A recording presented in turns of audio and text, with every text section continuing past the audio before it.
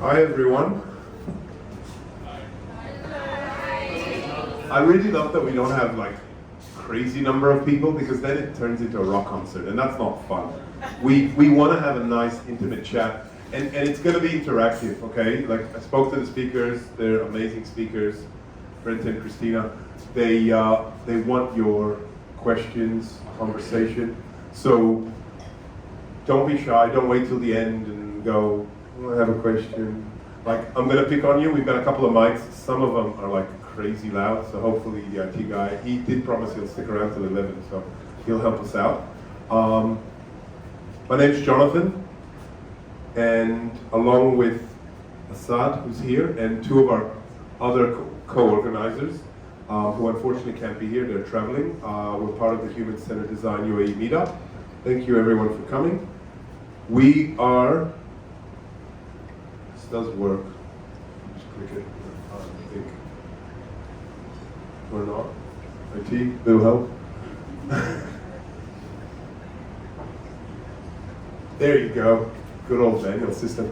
Big round of applause. Thank you to Pete and Jack, our sponsors.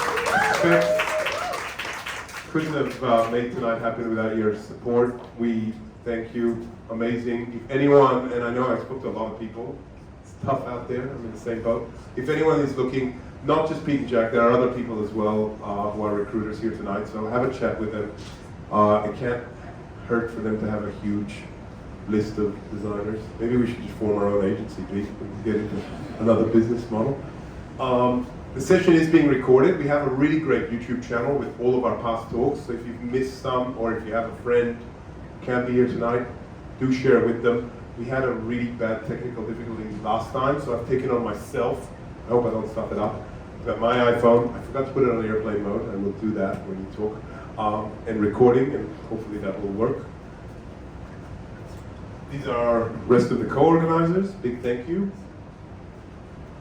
We are also on LinkedIn and Instagram. So if you are tagging some of our amazing speakers, tag us too. Huge thank you to the social room that we're in. Round of applause. Marie is not here anymore, but she's been amazing in supporting us in the last few meetups. And Human-Centered Design Specs as well. We're on LinkedIn, so join the conversation, tag us, be a part of it offline. I want to introduce now our first speaker, Christina. She's an experienced designer. There you go. I hope your entourage is going to top that, Brendan. You brought one person. Come on, man. I love that you brought the whole team and family, Christina. Christina is an individual who exudes enthusiasm, curiosity, and has an active demeanor and can-do attitude. She's got 15 years of experience in design, and she identifies herself as a design thinker. For more than 9 years now, she's specialized in product design and consistently delivering end-to-end products. Confident in her abilities, Christina firmly believes that she can bring added value and help any team, just as she's previously added MBRF with their products. Without any further ado, Christina.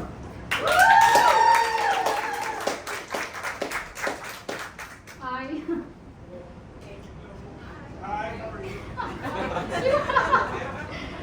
Okay, so today I'm going to talk about the women in tech and how we overcome some challenges. But I promise it's not only for women, we're going to talk for all gender. Okay, yeah, okay, sorry. So, when I started my career as designer, I was thinking like, okay, the design field is so diverse, everyone working, but then as my career goes, then I find, no, there's some places that men can dominate this field. And although I have worked with some amazing teams, some amazing women, they're leaders, shout out to Mashlet girls. Yeah, so let's see some statistics, because there is some facts about this topic. So the data shows that women as CEO, as like, I can see like 33 companies, they have women as CEO. Out out of 500 from Fortune list. This is so low. And if we go, especially in UX, you can find only 11% are in leadership UX field.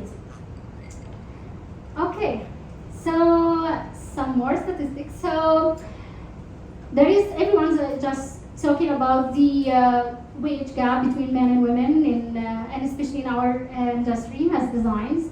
So there is some pressures for women, especially in wage, and you can see here there's some latest studies that show that men with kids, they have a straight line in their salaries, but women, once they have kids, they have to drop down. You can see here, if the men have kids, then all the companies like, oh, let's get a raise or something. He is now the man of the family. But if the women get pregnant, then her career drops and her salary drops, and this is put more pressure in women. That's why we don't have this high statistic for like leadership, women leadership, because then somehow the women just drop in the middle or get tired fighting or get tired like breaking barriers after barriers. So that's why like the percentage dropped down. Okay, one of the bias that we have is the maternity. So as I said, if men get kids, then he has 1 point. If women get the kids, they have 10 down. So also the workplace is like inflexibility, because women, if she has a child, sometimes she needs flexible hour, or sometimes she wants to go to a leave, and once she asks for that, she can continue, because there is lots of examples. So when I do the research for this panel today, I have asked all women I have in my team, other team. So I have one of the designers, she just get leave, they just by email, because she just gets pregnant. I have another woman, another fantastic designer, also working in company, big name company actually, and she accepts her. She doesn't get promoted ever, because she accepts that they have a nice working hour. She accepts the job because of a nice working hour, and she can go further, and she's very frustrated actually. Okay, stop working.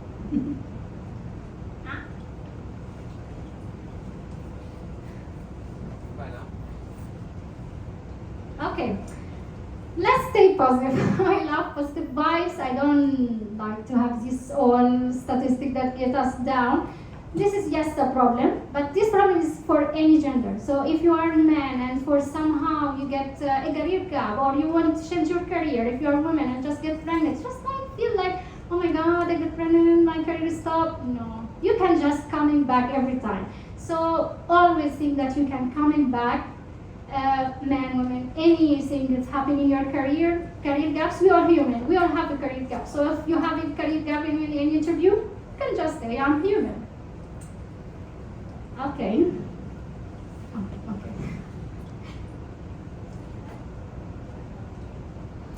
So let's have a pat on our back. We are doing great. So we must also cultivate our strengths, because women can add value in any workplace. If a workplace have a more diverse team, you can have more ideas, you have more innovation. And now companies start to have more diverse, even in cultures, even in gender and everything. So this one, how you can step with your company one step ahead. Because women, as UX women, if they're married and have kids, they have more benefit, because they always focus of like, what's the important question? They don't have time to waste, because they have family, they have full schedule. So that's why you have a great team if you have women in UX, because they are always focused in their job, they want everything done, they don't have time to play around. So please, lady, know your value. Okay, so how we overcome some challenging and some career gaps. This is for everyone, okay? Okay, so first thing is you must set your goals. You must know where you want. After, I know this boring question in interview, how you see yourself in 5 years? But this is very important. You must ask yourself this question every time, to yourself. Just set the goals for yourself. Big goals, small goals, just achievable. Make for your timeline. If this timeline just drops, get gap, just get up and move on, get up again and just move to your goal. Always have your eyes on your goals.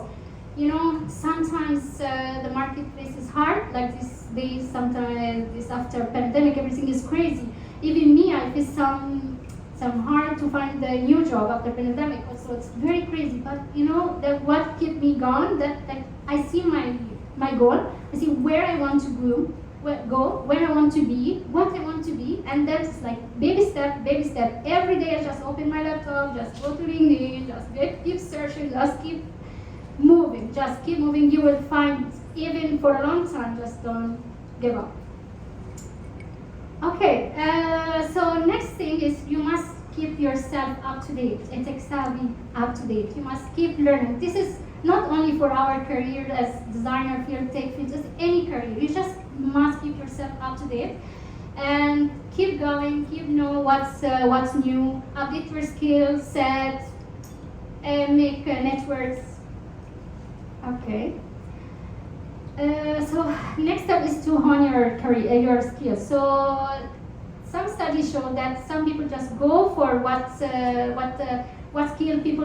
skills people talk about and just go, but they found there is a gap between actually what the market needs from what the people just think. Oh, they need design thinker like that, but there is a gap also to be in management, how to be other skills.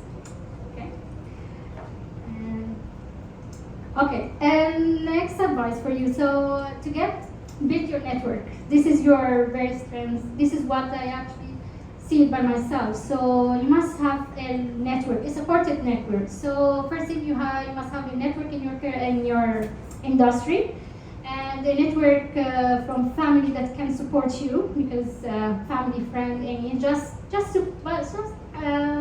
surround yourself with any supportive people.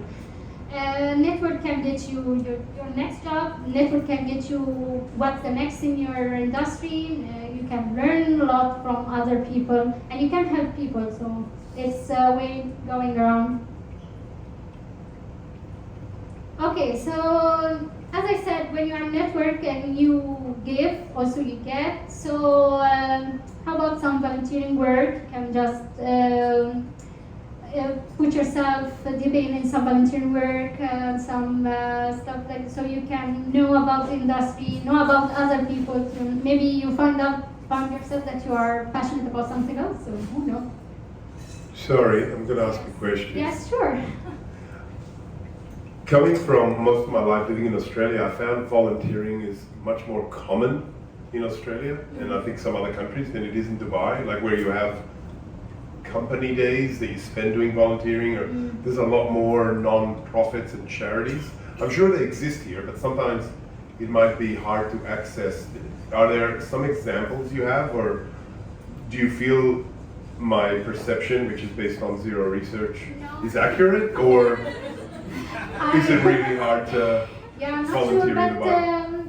There is here some volunteering works. Actually, there is a lot of authority here. You can go volunteer, but I can't have a name now in my mind.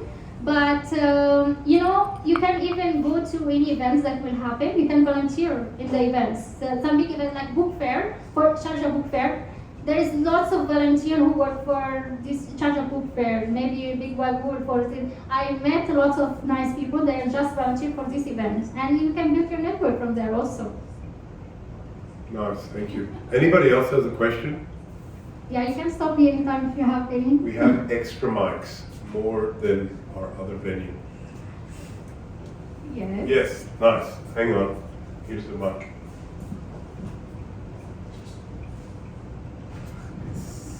So, where would you say is the real problem? Is it the culture of the company? Is it societal? Is it the relationship between the man and woman in the relationship that they have to define the roles? What's actually the problem that we are looking at? Well, like, what are the critical? Because the situation is clear, but what's the cause of it? Because it's not fully clear to me. I mean, there are a lot of reasons, but I'm curious what is your problem? I think it's little both from all the points here. It's a mixture. So some places they have these cultures. Some places, as I said, like once because some companies just see, oh, if you get pregnant, oh, you will get too much day off, or you will get big maternity leave. Oh, this will stop my work. But this mindset, some old mindset, just keep generation by generation. Like something like that. And yes, some studies show that men sometimes see that women as a other competitor in their job. Like, you are taking my place. I have a family to provide, or something like that. So some also mentality coming from this. So yeah, I hope I answered your question. Is it clear? Not yet? Yes, nice. One more question. Okay. Yeah. What would you say would be the ideal ratio between women and men in different positions inside a company? Do you have a number, or do you think we can, how can we balance this?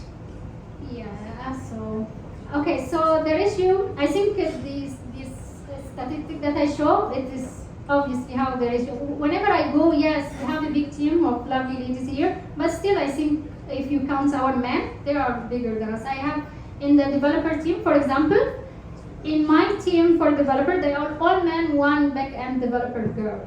So it's show. Even so, we have lots of designer, some 50-50 designers. So it's also about the work. Like the developer work sometimes you take work after home, home times like that. So maybe I think some girls that okay, I don't want to work extra like that.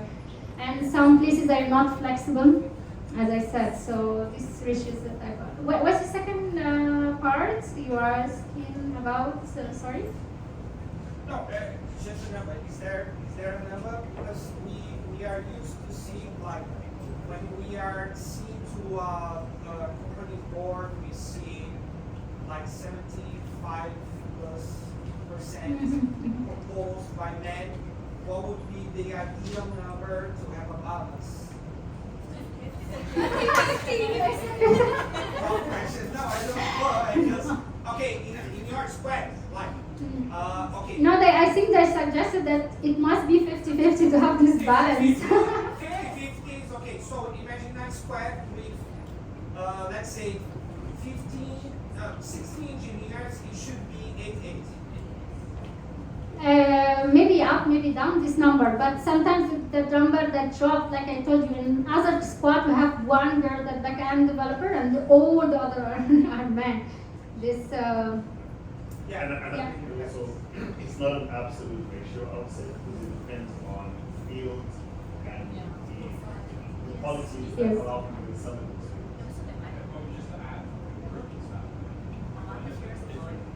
Yeah, so if I look at the different specialisms across digital and technology, if we're talking about design, then I think there probably is more of a fairer split between female and male. I've placed a lot of female designers.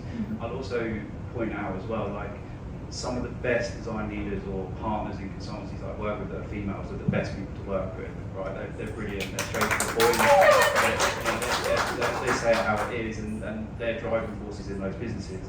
But if a client came to me or a business came to me and asked me to find, for example, developers or product experts, I would probably say those teams are probably male heavy, but purely on the basis that when we go out and look for talent, there is less females in those specialist skill sets. So I don't know, with design, definitely I think it's a bit more even now, and it's becoming more even now.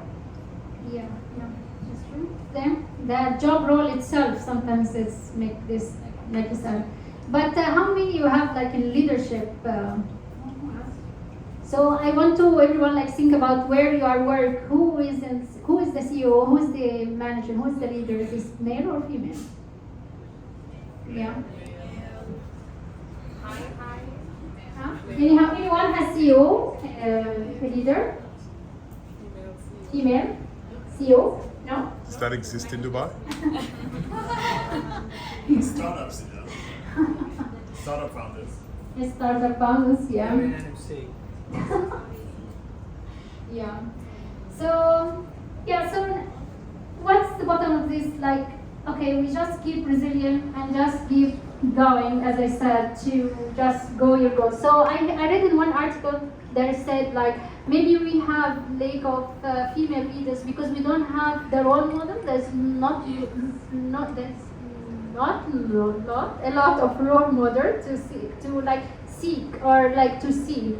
That's why maybe it's make like a little bit gap, you know, that, and that's me when like I have my child, my baby's like, I feel sometimes like, oh, okay, I want to give up in the middle, but I have some friends who are still working and take care of her child, and she just keep going, it's like, no, it's easy, I just go to work and like that, and she gave me courage. So that's why I said like surround yourself with your your supportive team. Always have your supportive team, always throughout you. And that's it, and I hope you all give.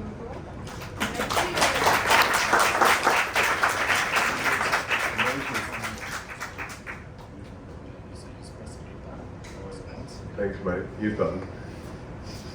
Amazing. Thank you. Any other questions? That was really great discussion. We have one. We haven't had any. Sorry, Brenton. I know you put your hand up first. We've only had men asking questions. Thank you. I love the talk, and I'm in full support of this. And I love that you gave feedback on what we can do to work on ourselves to improve. But I think the question I have is around what do you think we can do to improve the culture that exists around like the stereotypes and that sort of thing? Yeah, I think we just keep fighting. We just keep fighting, just don't give up. Because there is other studies that show that women in any interview, they tend to underestimate themselves.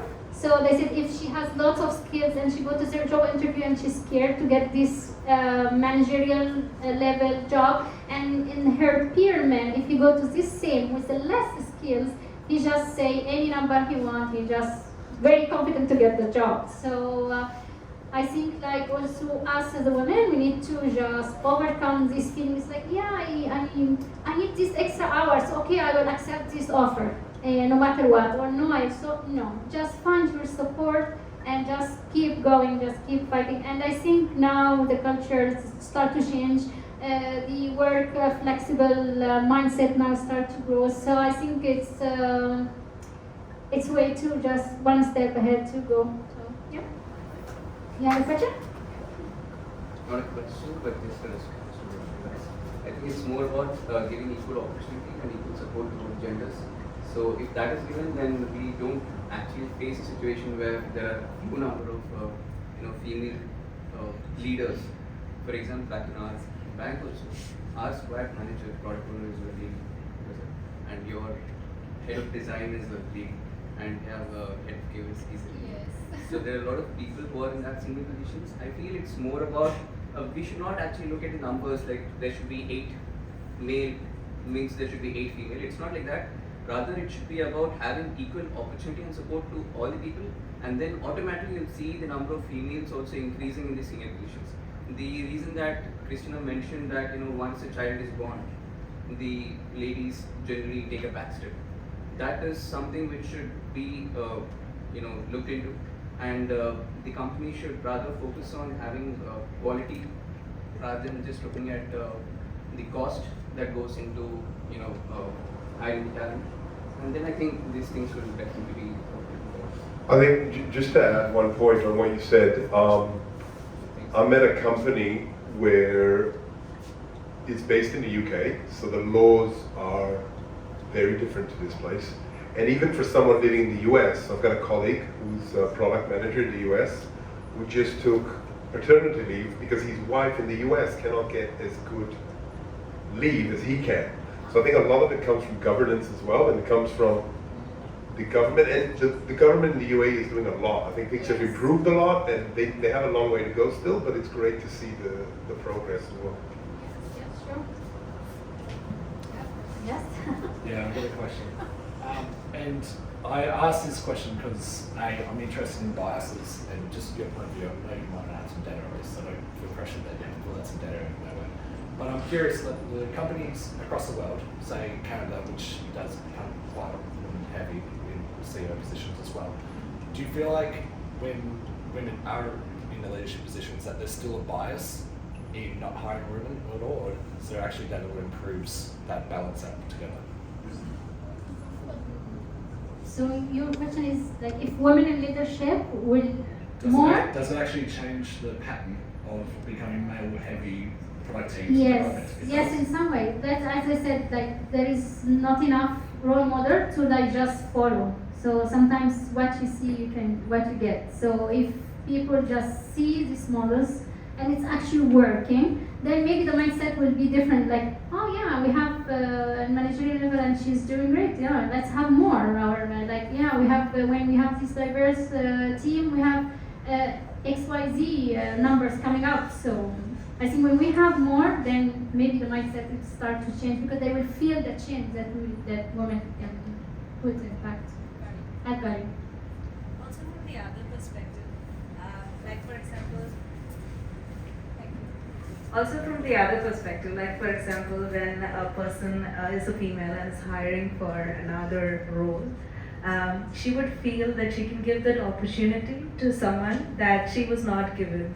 And also Christina mentioned about insecurities and women applying for a job only if they feel they are 100% confident or perfect. The hiring manager who's female can see that insecurity in the person who's sitting in front of her, and she can aid and mentor that person in order to reach 100% faster than she did herself. So I think that is truly powerful. Yeah, what's that? Yes. So I just wanted to. Wait for the mic.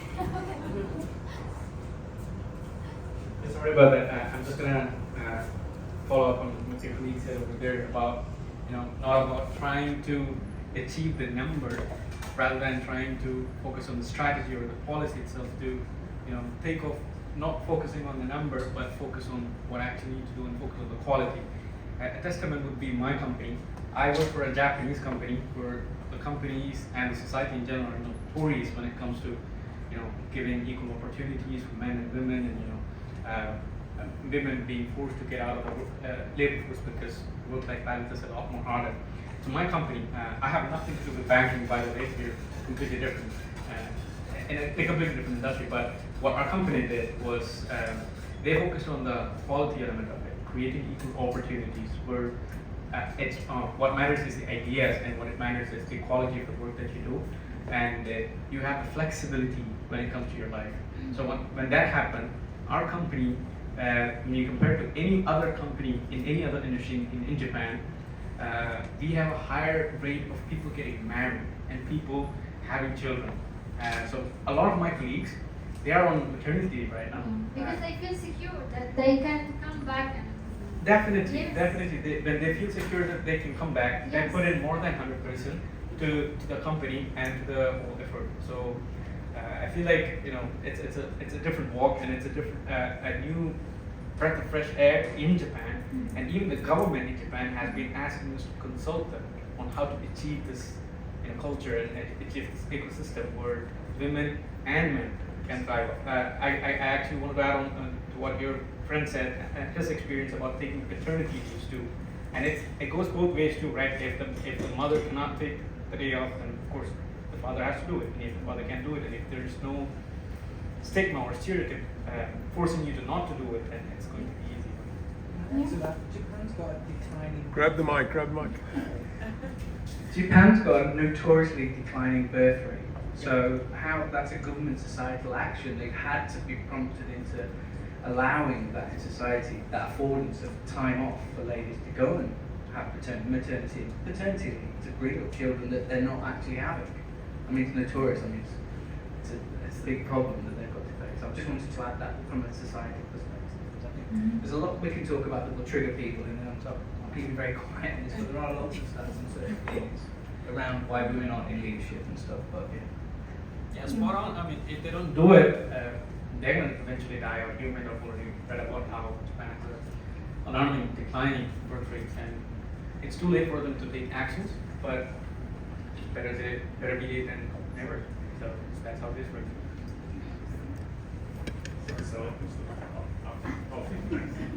So I wanted to ask, as a dad raising a daughter, what are some of the things you feel your father could have done? I'm assuming maybe you grew up with your dad. What are some of the things that your dad could have done? Yeah, of course. In a room full of women, I think it's the right thing to do. So what do you think I can do to allow my child to grow up knowing that the sky's the limit?